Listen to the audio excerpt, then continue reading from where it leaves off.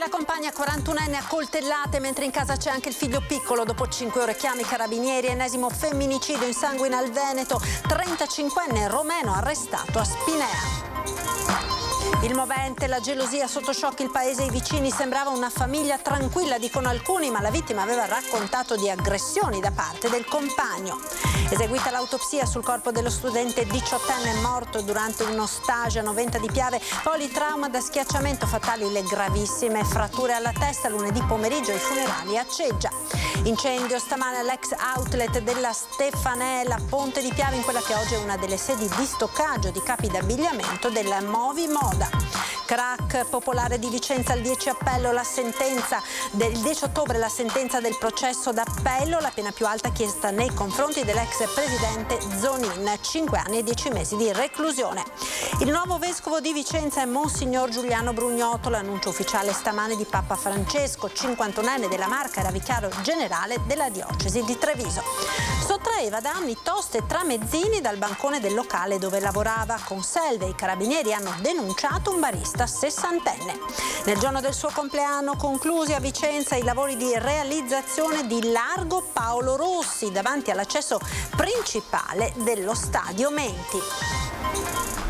Ben ritrovati con l'edizione del Veneto dei nostri telegiornali, la cronaca in primo piano con il femminicidio che ha sconvolto Spinea, ha ucciso la compagna a coltellate mentre in casa c'era anche il bimbo piccolo, un nuovo femminicidio dunque quello che si è verificato nella notte in un quartiere della cittadina. Sentiamo.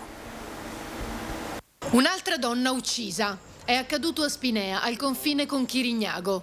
La vittima è Lilia Patraniel, 40enne di origine moldava, coltellata dal compagno Alexandru Ianosi Andreeva Dimitrova, 35enne di origine romena. L'omicidio è avvenuto in questo appartamento al primo piano del Civico 4 in via Mantegna. Sembra che in casa, nel momento in cui l'uomo ha coltellato la donna, ci fosse anche il figlio piccolo della coppia. Il piccolo di 4 anni non è stato coinvolto e sta bene. Secondo una prima ricostruzione, il padre avrebbe accoltellato la mamma verso mezzanotte e sarebbe rimasto con lei e il figlio fino alle 5 del mattino circa, quando ha deciso di chiamare i carabinieri giunti da Mestre poco dopo. Durante l'interrogatorio il 35enne non avrebbe parlato, ma sembra che il suo folle gesto sia avvenuto per motivi di gelosia. Gli specialisti del reparto investigazioni scientifiche hanno svolto i rilievi per raccogliere tutte le tracce utili a ricostruire il delitto nei dettagli. Una coppia tranquilla, secondo quanto raccontano alcuni vicini. Famiglia normalissima, cioè niente di che. Voi non li sentivate mai gridare, urlare, litigare? Non abbiamo sentito niente, ed è la verità. Assolutamente niente. Eppure chi li conosceva meglio sostiene invece di aver visto Lilia piangere più volte perché il compagno la picchiava, racconta una connazionale fuori microfono, e lei non sapeva che fare.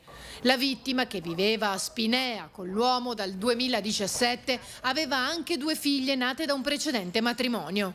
Quanto accaduto mette ancora una volta in evidenza un problema che va affrontato seriamente. Non è giusto, questo sì. Soprattutto anche per i bambini che adesso ha lasciato una creatura. Tutto qua. Io essendo mamma, siamo tutelate poco, questo sì.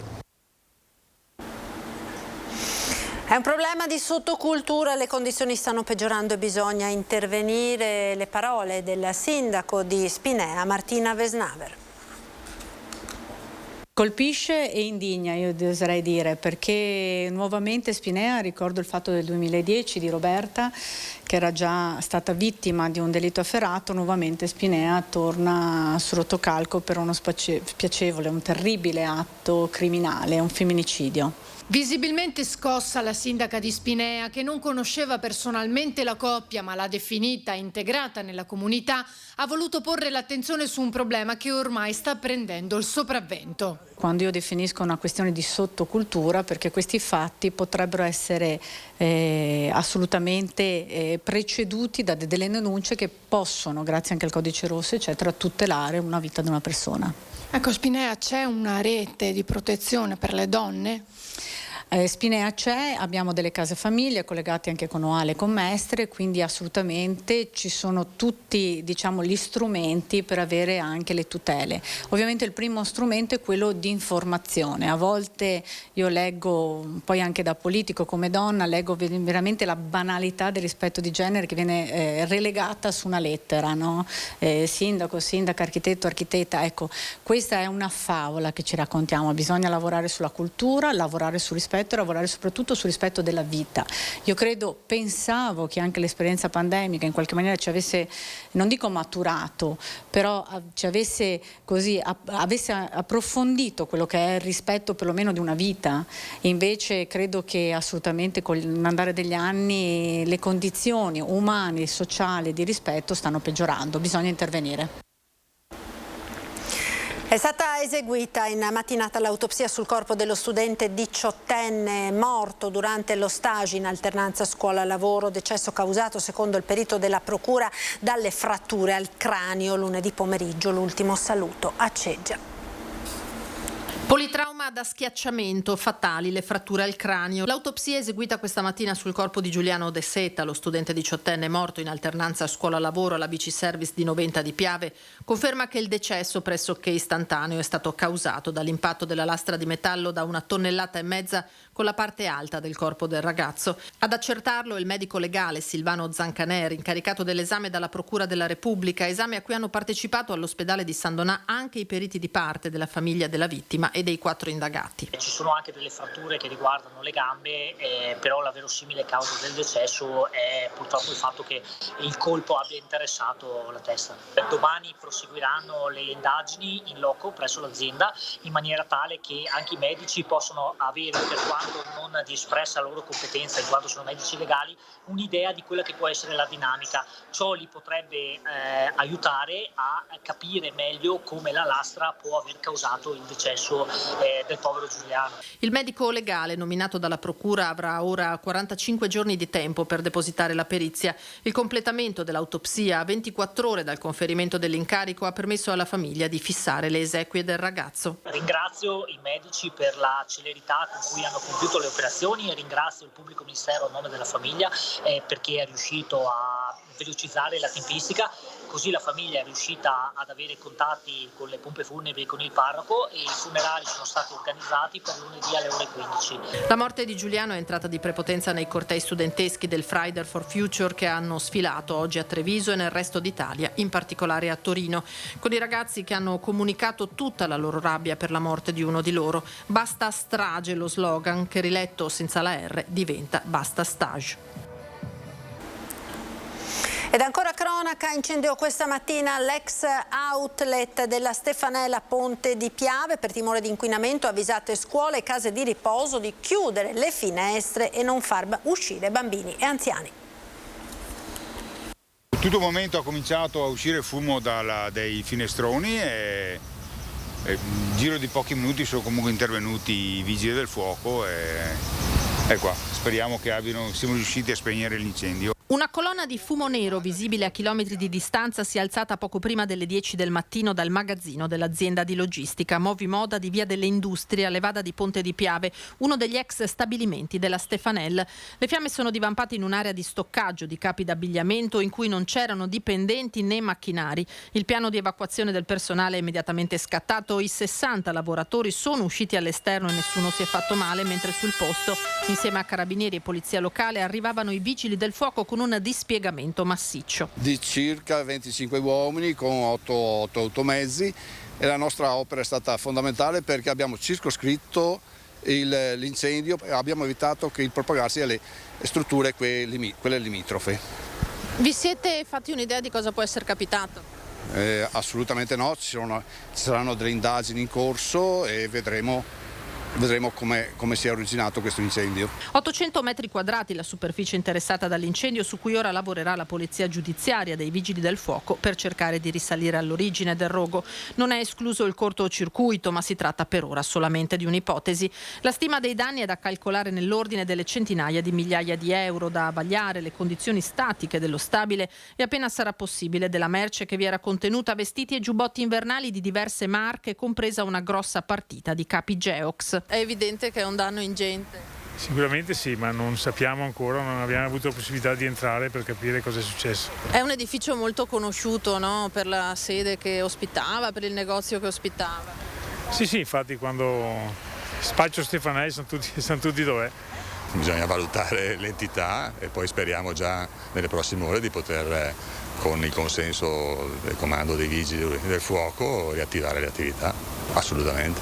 Sul posto tecnici del servizio prevenzione dell'ULSS 2 e dell'ARPAV chiamati dal comune per monitorare un eventuale inquinamento. Abbiamo dato d'intesa con ARPAV e appunto i tecnici della prevenzione dell'azienda ULSS una comunicazione immediata sia alle scuole, comunque di tutto il territorio, immediatamente anche al centro servizi per anziani e anche alla struttura per disabili, nonostante fossero appunto nelle altre frazioni, di tenere chiuso, di evitare l'uscita dei ragazzi dalla scuola. Successivamente, visto che appunto l'incendio è stato domato verso le ore 11, sentiti appunto ARPAV e ULSS, abbiamo comunicato l'uscita appena adesso dei ragazzi dalle scuole e anche l'uscita degli ospiti da parte delle strutture. Le analisi proseguiranno nella frazione di Negrisia verso cui il vento ha spinto la nuvola di fumo nero. Banca Popolare di Vicenza, maxi processo d'appello, formulate le richieste di condanna nei confronti dei 6 imputati, la sentenza il prossimo 10 ottobre.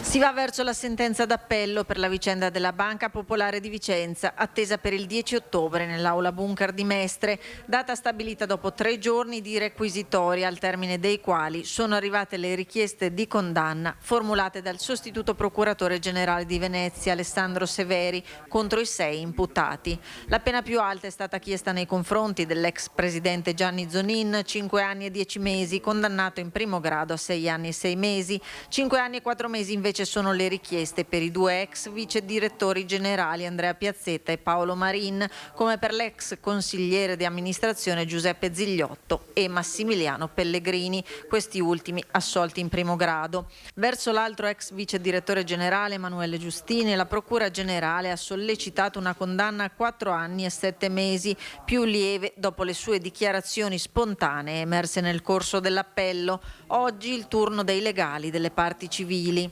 Abbiamo depositato le nostre conclusioni, abbiamo chiesto la condanna, quindi la conferma della sentenza di primo grado sia per quanto riguarda la condanna degli imputati sia per quanto riguarda le statuizioni civili, cioè la condanna ai risarcimenti del danno così come erano stati decisi in sede di primo grado dal Tribunale di Vicenza. La prossima settimana sarà la volta delle discussioni dei legali difensori degli imputati. Ed ancora cronaca dal Bellunese, sono gravi le condizioni di Silvia Zata, titolare dell'agriturismo Casera dei Boschi di Piandavena, Pedavena. La donna stava controllando il rientro delle vacche nelle stalle dopo l'alpeggio estivo quando una di loro la travolta facendola cadere a terra e battere violentemente la testa. Chi era con la donna, molto conosciuta in tutto il Feltrino, ha chiamato il 118. L'elicottero del SUEM ha trasportato Zatta prima al pronto soccorso dell'ospedale di Feltre, poi al Cafoncello di Treviso a causa del peggioramento repentino delle sue condizioni di salute. Ci fermiamo ora per qualche istante di pubblicità, linea alla regia, restate con noi, a tra pochissimo.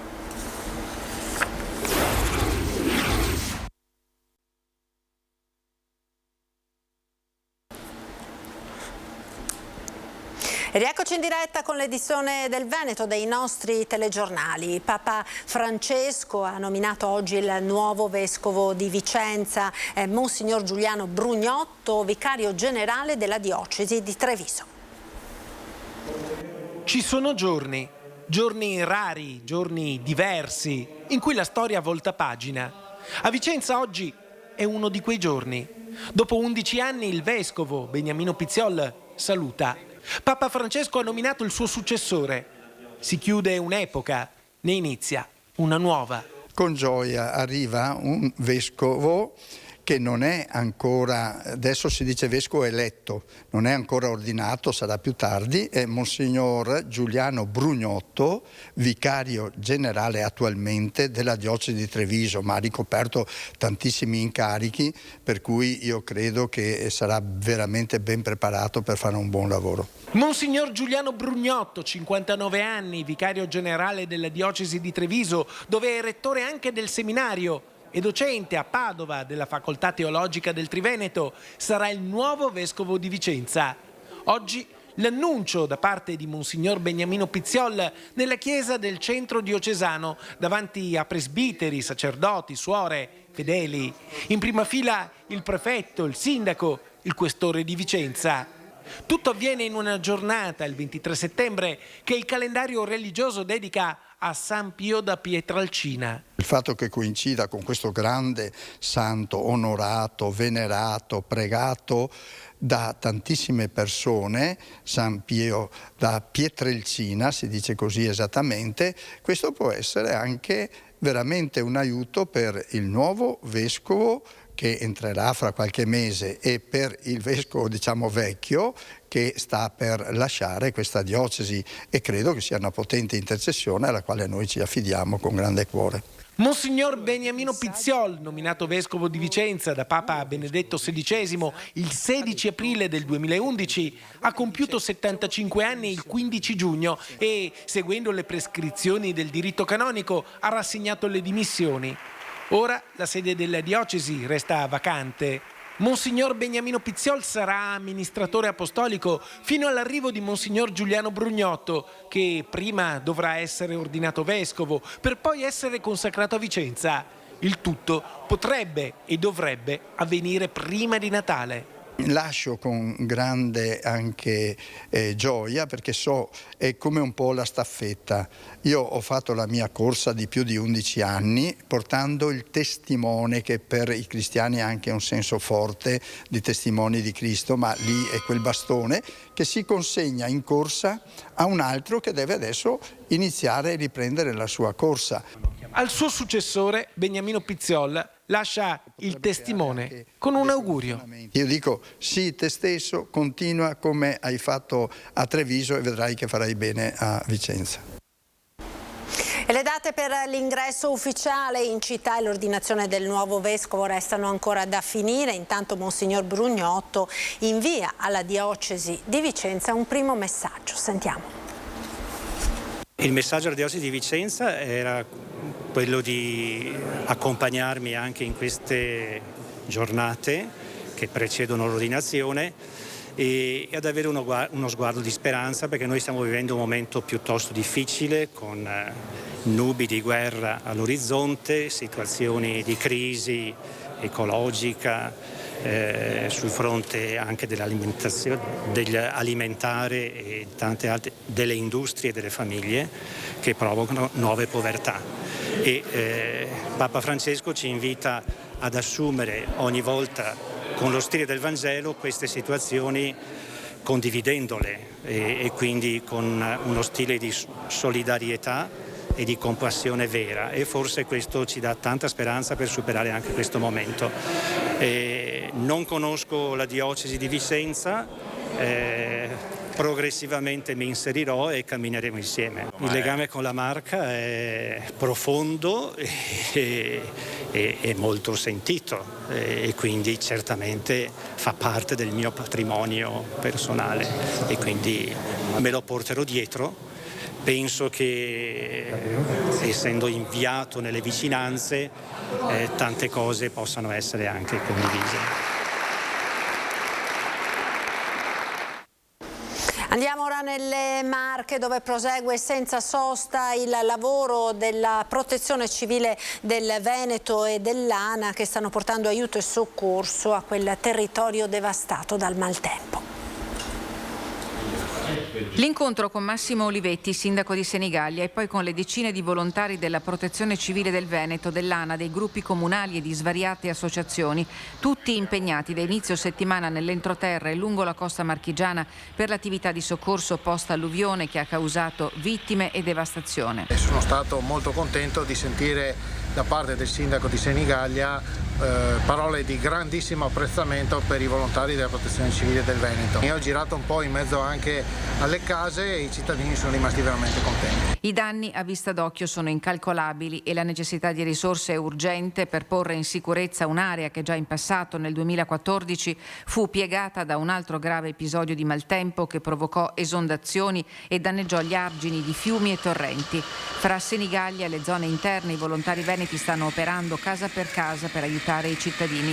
Braccia e mezzi a disposizione, uno scambio di umanità e solidarietà, quella stessa che supportò la provincia di Belluno in occasione delle grandi nevicate e della tempesta Vaia. In Veneto abbiamo 511 organizzazioni di protezione civile che anche in questo caso sono state magistralmente coordinate e hanno garantito una risposta ai cittadini.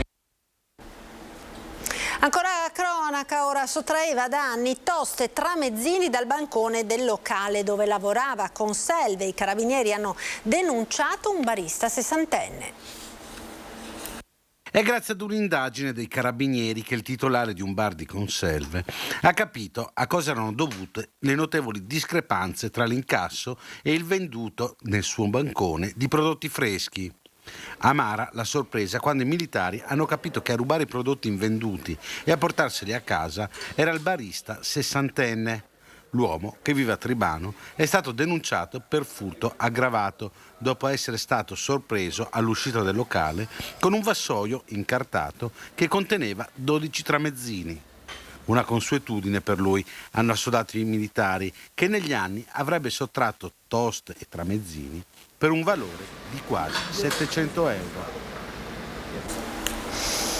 Oggi 23 settembre, giorno in cui ricorre il compleanno dell'indimenticato campione, Largo Paolo Rossi a Vicenza diventa realtà. Si sono conclusi infatti i lavori partiti a giugno per la realizzazione della nuova area dedicata a Pablito davanti all'accesso principale dello stadio Menti, luogo già intitolato lo scorso 28 settembre al bomber bianco-rosso. Il nuovo spazio di aggregazione dall'alto valore simbolico per lo sport e per l'intera comunità è stato presentato oggi alla città. La nuova piazza si compone di 2 aiole rialzate con la forma di scarpette da calcio, mentre la terza, rasoterra in prossimità dell'ingresso principale dello stadio, ha l'aspetto dello storico numero 9 della maglia di Paolo Rossi. La sagoma di un pallone da calcio ricorda infine sia il pallone d'oro vinto nel 1982 sia i tanti gol messi a segno dal capo cannoniere. Il voto in diretta con la doppia maratona elettorale di Antenna 3, domenica sera dalle 21:15 speciale Ring Elezioni, ospiti in studio e inviati dalle sedi dei partiti per commentare in tempo reale fino a notte inoltrata l'esito delle urne. Poi lunedì mattina si riparte dalle 7:30 con una nuova puntata speciale di Ring, i risultati definitivi e l'analisi delle elezioni politiche, un doppio appuntamento dunque da non perdere su Antenna 3 per conoscere appunto tutti i risultati della tornata elettorale. Ed è tutto per questa edizione, grazie per essere stati con noi, vi lascio come sempre alle previsioni per le prossime ore. Arrivederci.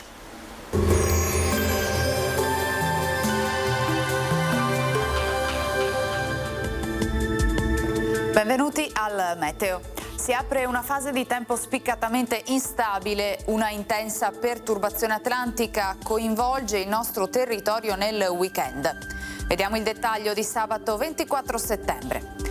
Sul Veneto cielo molto nuvoloso al mattino, ma in genere sarà asciutto. A partire dal pomeriggio condizioni in netto peggioramento, con piogge e temporali un po' su tutta la nostra regione. Attenzione a possibili fenomeni anche forti, non si escludono locali grandinate e nubifragi, specie nelle ore serali e notturne. Temperature sostanzialmente stazionarie, minime tra 9 e 13 gradi, massime invece comprese tra i 18 e i 21 gradi all'incirca. Spostiamoci ora sul Friuli Venezia Giulia, stessa situazione, meglio in mattinata con qualche spiraglio di sole sulla costa. A seguire più nubi con precipitazioni via via più diffuse, in genere moderate e localmente abbondanti. Temperature minime sui 10-15 gradi, massime intorno ai 20-22 gradi. Infine diamo uno sguardo alla situazione del Trentino Alto Adige. Anche qui il cielo risulterà molto nuvoloso o coperto con precipitazioni, specie dalle ore pomeridiane. Temperature minime intorno ai 10-13 gradi, massime sui 17 all'incirca. Dal meteo di Antenna 3 per ora è tutto, grazie per l'attenzione, arrivederci.